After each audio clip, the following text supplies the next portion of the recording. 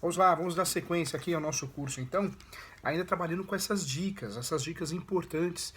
Você sabe que você é contratado como advogado, advogada, como corretor, para dar um respaldo, uma assessoria jurídica, assessoria e consultoria em um leilão, você precisa ter esse conhecimento também em relação às questões práticas que envolvam o leilão. Não é só a questão de documentação, né? Documentação imobiliária no que diz respeito ao imóvel, mas também essas questões do dia a dia, que fazem a diferença assim. Vamos lá.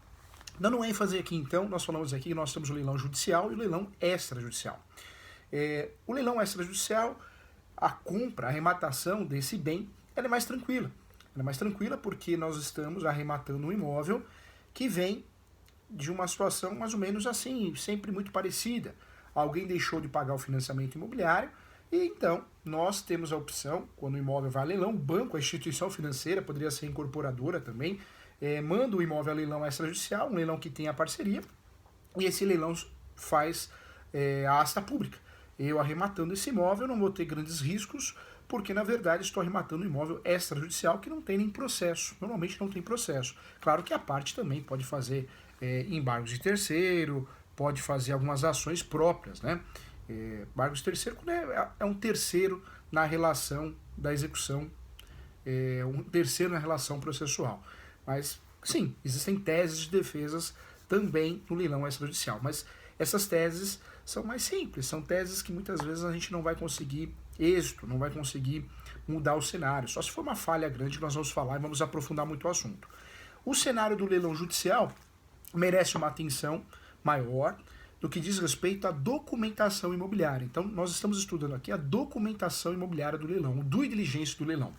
No leilão judicial, eu preciso, além de checar o básico, que nós já combinamos, verificar se o leilão existe, se o leilão é fraudulento, se o leilão tem inscrição na junta comercial, um leiloeiro, verificar e ler atentamente o edital, para verificar se tem ou não tem débitos condominiais, débitos tributários, verificar também se o edital, se é um apartamento, se tem a vaga de garagem.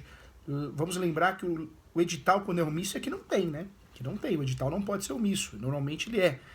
Verificar a matrícula do imóvel, verificar no edital também a porcentagem que eu estou comprando, arrematando. Comprando é a forma de dizer, arrematando o termo correto. Eu arremato um imóvel com preço, só que eu estou arrematando 30% do imóvel. Terrível, né? 30% do imóvel, tudo bem, sou coproprietário. Se tem um invasor, um mutuário, eu posso até também fazer uma ação de emissão da posse para tirar esse invasor mutuário. Mas tem outros donos, tem outros proprietários. Esses proprietários também podem querer o imóvel. E aí aquela briga, aquela confusão danada. Então, preciso tomar cuidado com isso. Então, eu preciso, através da documentação imobiliária, ter acesso a informações importantes. Então, já falamos isso, vamos lá, vamos aprofundar o assunto. Então, checklist, atenção, caneta e papel, vamos lá, ou no computador mesmo. Qual que é o checklist, professor Júlio? Qual que é o due diligence da documentação imobiliária do leilão? Nós falamos aqui, primeiro, acesso ao site, verificar se é fraudulento ou não, a inscrição do leiloeiro. 2, edital e matrícula.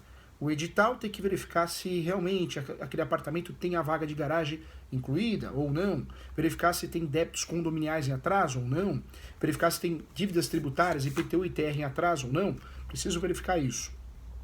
Preciso verificar também no edital se eu não estou comprando a porcentagem do imóvel. O ideal é que a gente compre, arremate no leilão, no procedimento de asta pública, a totalidade do imóvel. Comprar, gente, percentual é complicado, é uma fria. Também é um erro muito comum das primeiras vezes que a gente participa num leilão para investimento. Tem um cliente que já teve um prejuízo de mais de 400 mil reais, porque ele comprou um imóvel achando que era um baita investimento, falou, esse preço não existe, vou arrematar agora, primeira praça, mas não leu direito o edital. Arrematou 23% do imóvel. 23%. Uma confusão danada, até hoje ele não conseguiu ter a posse de fato do imóvel. Então, muita atenção em relação a isso. Outra atenção também é sempre investigar se existem outros processos. Não é só olhar o edital, não é só olhar a matrícula, mas existem outros processos? Quais são esses processos? Quais são as teses utilizadas? Será que pode, sim, gerar a nulidade do leilão ou não? Então nós vamos investigar isso, e eu já falei aqui. Eu vou pegar a matrícula vai ter o nome do mutuário, se for leilão extrajudicial, vai ter o nome, o RG, o CPF. porque ele é o mutuário. A família, o casal, então tem essas informações na matrícula. Com essas informações na matrícula, eu vou pesquisar através de certidões, as chamadas certidões de distribuidor cível ou distribuição cível, no site do TJ do estado localizado, onde está localizado aquele imóvel.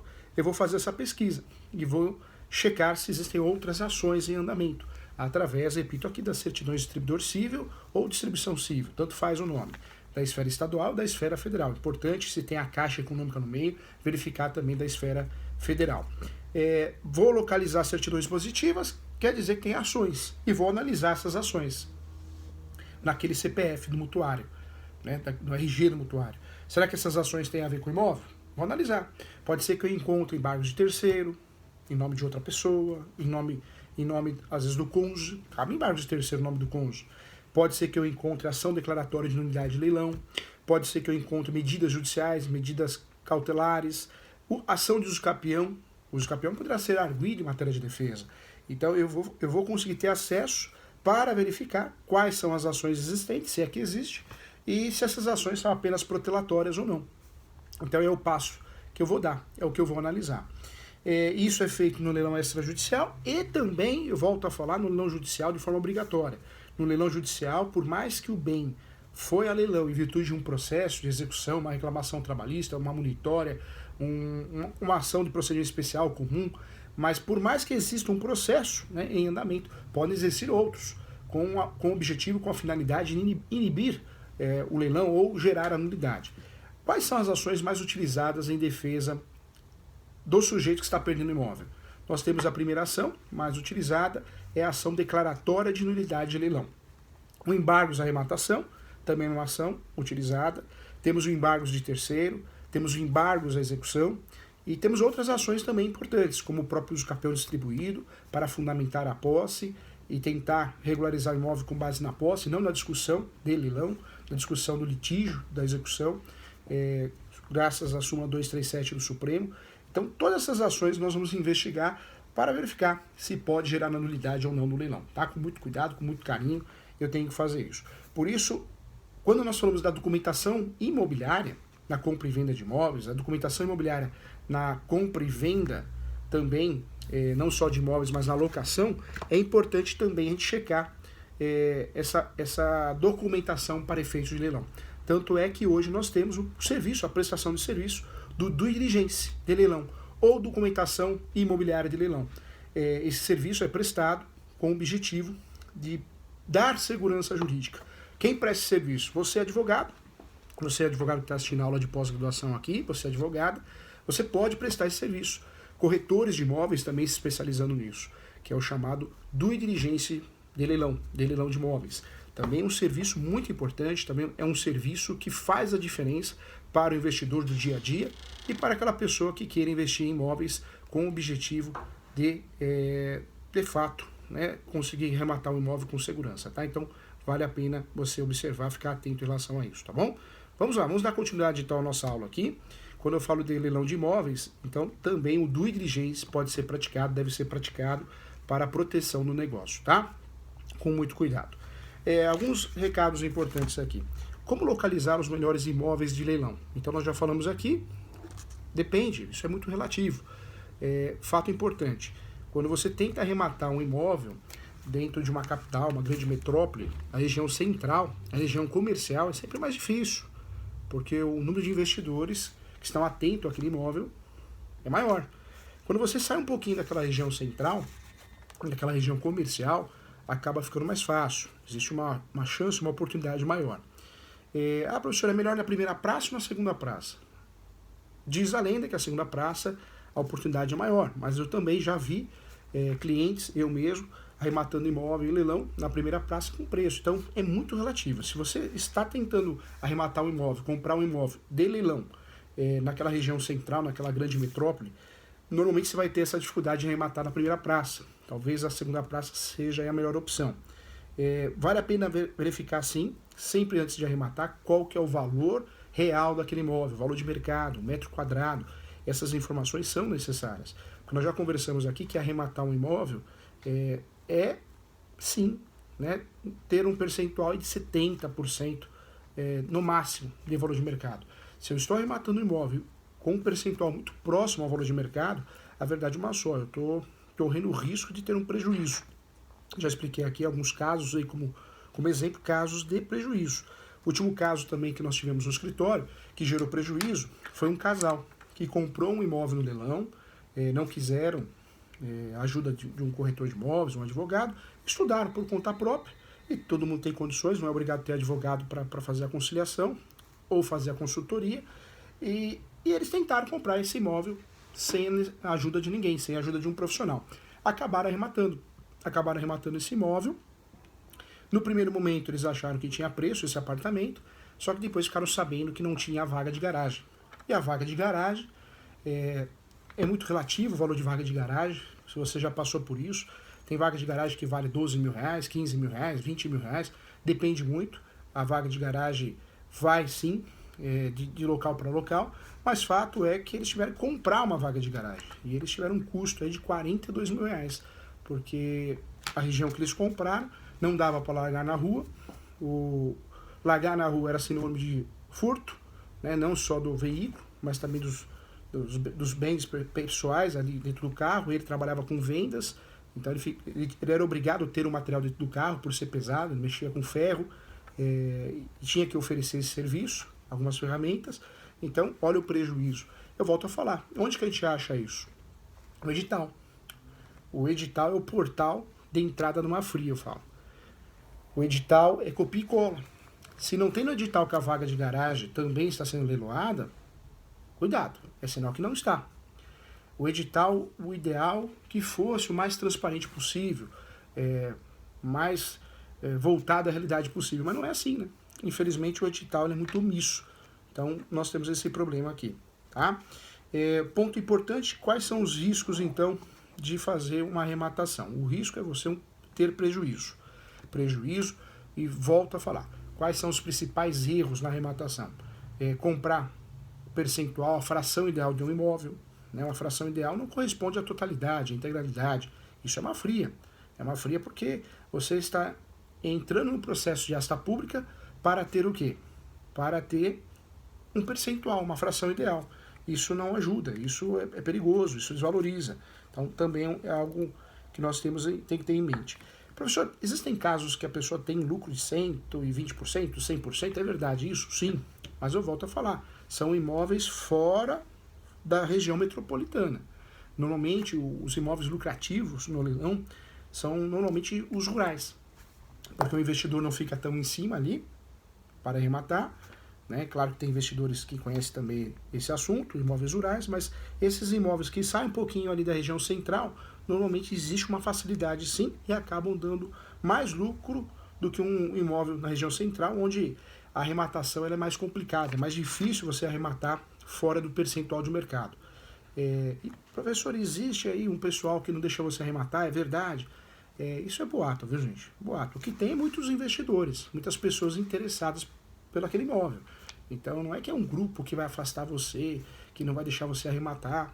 O que nós temos é o leilão, quando o imóvel é bem localizado, nós temos um maior interesse. Isso vai fazer com que as pessoas acabam dando lances maiores, né? Só que chega uma hora que você está dando um lance no valor de mercado, então não compensa, porque no leilão você tem outras despesas. O registro, que é o registro da carta de arrematação, a própria tributação, a comissão, os honorários do leiloeiro.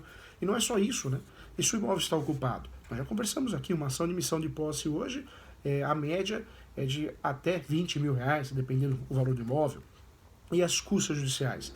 Para ingressar com uma ação de missão na posse, tem que pagar as custas judiciais. É muito difícil conseguir a justiça gratuita, sendo que você acabou de arrematar um imóvel. Taxa de licitação, né, a diligência, é uma despesa. As benfeitorias que vão ser realizadas nesse imóvel, se você arrematou com interesse de morar, de investir, e não com o interesse de derrubar tudo e aproveitar só o terreno, você vai ter que analisar essas benfeitorias também que devem ser feitas, essas manutenções. Então nós temos sim uma despesa, não é só o valor da arrematação, é uma despesa. Então tudo isso que nós estamos falando aqui tem a ver com essa consultoria que você advogada tem a obrigação de avisar o seu cliente, porque não é só a parte de certidões, né, mas também essa parte subjetiva. Fazer uma análise subjetiva, essas dicas também acabam tirando esse investidor de uma fria. Em relação à certidão, então, nós conversamos aqui a certidão do distribuidor civil. Quero voltar nesse assunto aqui. Certidão de distribuidor civil ou certidão de distribuição é a mesma coisa. Essa certidão, quando é positiva, é sinal que tem processo no nome do mutuário, no nome daquele que está perdendo o imóvel judicialmente. O que eu posso fazer nesse caso? O que eu devo fazer nesse caso? Primeiro passo, não é negar a compra desse imóvel, da arrematação, no primeiro plano. Eu preciso entender o que está acontecendo. Existe uma outra certidão, que nós já conversamos aqui, que é a certidão que eu consigo aprofundar o assunto. Qual que é a certidão, professor Júlio, que eu consigo aprofundar o assunto? Ter um resumo do processo, ter um resumo do que aconteceu. Então anota aí. O Brasil é muito grande, nós temos termos diferentes. Eu já falei em aula, hein? Certidão de breve relato. Certidão de breve relato. O bicho em pé. Objeto em pé. Nome feio, né? Objeto em pé ou certidão de breve relato. São os nomes da certidão onde o cartório vai aprofundar, vai fazer um verdadeiro resumo sobre os processos. Então, toda vez que eu tenha ações em andamento, seja declaratória, de nulidade de leilão, embargos de terceiro, uso capião, embargos de execução, embargos de arrematação, impugnações, toda vez que eu tenho essas ações em andamento, e constem na certidão, para dar o parecer que sim ou que não da compra, da arrematação do imóvel no leilão, vale a pena sim checar isso. E checar isso é através da certidão objeto em pé. O que você vai fazer? O que o advogado tem que fazer? Tem que avisar o cliente que existe uma ação em andamento para gerar a nulidade do leilão. Nulidade porque já foi arrematado o imóvel. Quando não ocorreu o leilão ainda, é suspensão. A suspensão do leilão é uma medida cautelar. Pode ser feita de forma autônoma ou pode ser feita dentro da ação de nulidade. Então, fique atento. Se for dentro da ação de nulidade, normalmente é uma medida cautelar. Se for fora, também é medida cautelar, só que tem a incidental e tem a preparatória. Eu posso usar essa medida cautelar com o objetivo de suspender o leilão. Isso oferece menos risco do que uma ação de nulidade. Tá? Nós vamos estudar tese por tese, as únicas teses no Brasil que causam, de fato, a nulidade de um leilão. Nós temos, volto a falar, algo em torno de 12 teses que podem gerar nulidade de um leilão. Não passa disso, hein? 12 teses. Essas teses são as únicas que podem gerar nulidade de um leilão. O resto é aventura jurídica mesmo, hein? É aventura jurídica mesmo. Nós vamos conversar sobre cada uma delas, tá? Quando eu falo dessas 12 teses, elas vão ser usadas, então, dentro de uma ação declaratória de nulidade de leilão, com o objetivo de anular todo o procedimento de leilão. E é isso que nós temos que identificar antes da arrematação, para que o nosso cliente não tenha um prejuízo. Porque se ele arremata um imóvel, objeto de leilão, depois ocorre a nulidade, você imagina o prejuízo que ele vai ter. Sabemos que não é tão comum, não é fácil conseguir a nulidade no leilão, de um leilão, mas pode ocorrer. Essas 13 teses, 11 a 13 teses que eu vou apresentar para você, são teses reais, tá? Mas não é só usar a tese real, é usar a ação adequada, né? A ação correta. A ação correta para pedir a nulidade do leilão é a ação declaratória de nulidade de leilão. Dentro dessa ação eu peço a nulidade. Se não ocorreu o leilão ainda, eu posso pedir a suspensão, uma decisão liminar, um efeito liminar, uma tutela de urgência para suspender o leilão. Nós temos então, no direito imobiliário, isso também é válido para nós, é processo civil. Tutelas de urgência é o gênero de várias espécies. Dentro dessas espécies nós temos as tutelas de evidência, que são súmulas vinculantes, IDRs, incidências de demandas repetidas, ou seja, são situações resolvidas jurisprudencialmente, a jurisprudência resolveu. E do outro lado nós temos as tutelas de urgência. Tutela de urgência nós temos duas. A tutela antecipada, que é o próprio pedido antecipado, e a medida cautelar. Tutela antecipada, eu quero tirar meu nome da SPC e Serasa, eu quero fazer uma cirurgia. Tutela antecipada, pedido antecipado.